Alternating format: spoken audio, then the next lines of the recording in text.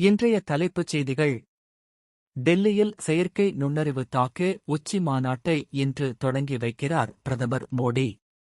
France, Brazil அதிபர்கள் மற்றும் Sundar Pichai, Bill Gates உள்ளிட்ட 40 சிஇஓக்கள் பங்கேற்பு.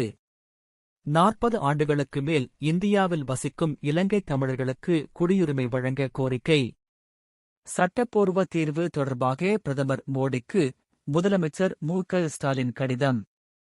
T20 உலகக் கோப்பையில் அதிரடியாக சூப்பர் 8 சுற்றில் நுழைந்த இந்திய அணி. குரூப் சுற்றில் பாகிஸ்தானை 61 ரன்கள் வித்தியாசத்தில் வீழ்த்தி அசத்தல்.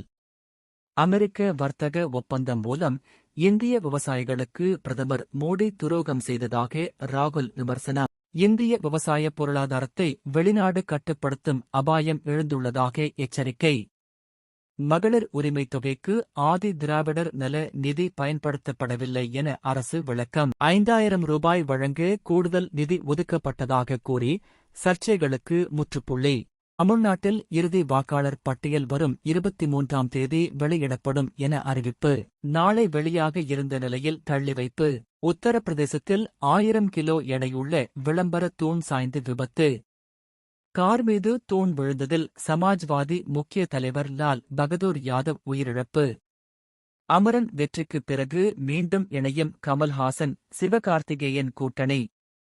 ராஜ்கமல் பிலிம்ஸ் தயாரிக்கும் SK26 படம் குறித்த அப்டேட் இன்று வெளியாகிறது. இத்துடன் இன்றைய தலைப்புச் செய்திகள் முடிந்தது. நன்றி.